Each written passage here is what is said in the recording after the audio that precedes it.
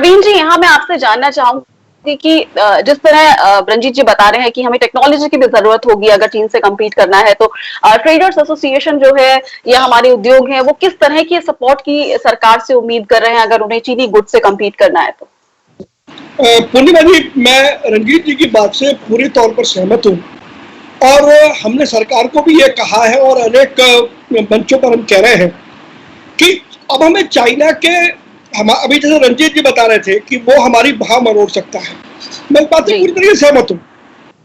तो चाइना के इस बढ़ते खतरे को देख के सरकार को, उद्योग को और व्यापारियों को, तीनों को एक साथ बैठना पड़ेगा। एक साथ बैठ करके एक कंसोलिडेटेड और कॉम्प्रिहेंसिव पॉलिसी बनानी पड़ेगी और उस पॉलिसी के गोल तय करने पड़ेंगे, शॉर्ट टर्म, लॉन्ग टर्म या मिड टर्म और लॉन्ग टर्म। और जैसा मैं रंजीत की बात से पूरी सहमत हूँ।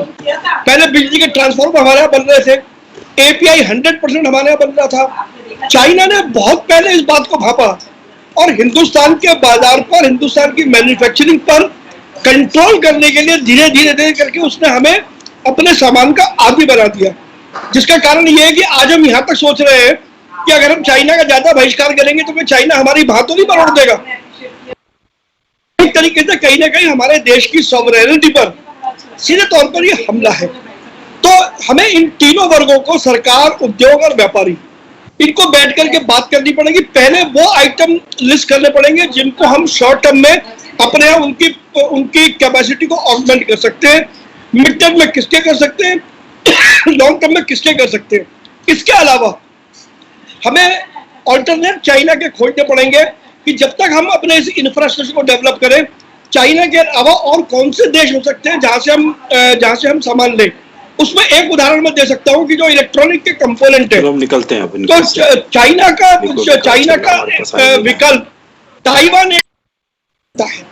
तो यह हमें करना है। दूसरा, हमने सरकार को कहा है कि हर देश के हर डिस्ट्रिक्ट में सरकार एक स्पेशल क्लस्टर बनाए और वो क्लस्टर केवल इस काम के लिए काम करे कि जो चाइना के उत्पाद हैं उनको खत्म करके हम यहाँ पर अच्छी क्वालिटी का बनाए। सरकार को उसके लिए अच्छी टेक्नोलॉजी की जरूरत होगी तो वो उपलब्ध कराना पड़ेगी, फाइनेंशियल असिस्टेंस की जरूरत होगी तो वो उपलब्ध कराना पड़ेगी।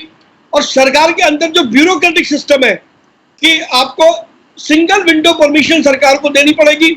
ऐसे 3-4 उपाय सरकार करती है तो हमारा उद्योग और लघु उद्योग वो पूरी ताकत से तैयार है, उनकी कैपेसिटी है और उनमें एनर्जी है। और खासतौर पर इस समय जब चाइना के खिलाफ पूरा देश खड़ा हुआ है, मैं समझता हूँ इससे बड़ी गोल्डन अपॉर्चुनिटी सरकार को कभी नहीं मिल सकती है। आज इमोशंस भी है, आज एनर्जी भी है, आज हिम्मत भी है, तो क्यों ना हम इन सबको कंबाइन करके एक ऐसी स्ट्रक्चर्ड पॉलिसी बनाए जिसमें हर एक के रोल डिफाइंड हो और हम चाइना को उसी के हाथ लेके चाइना को हरा सकते हैं। तो जो आपने कैप्शन दिया कि economic ban lifting, economic ban हमें चाइना पर लगाने पड़ेंगे, तब जाकर चाइना की हरकत रुकेगी। और मैं आपको फाइनली एक बात और कह दूं, मैं बहुत विदेशों में घूमता हूं और अनेक फोरम पर भी मैं बात करता हूं। लोग इस इंतजार में हैं कि कौन चाइना को टक्कर दे सकता है, और यदि हिंदुस्तान को में लोगों को यह कुवत दिखाई देती है तो वर्ल्ड की अनेक कंट्रियां हमारे साथ मिलकर के काम करने को तैयार है।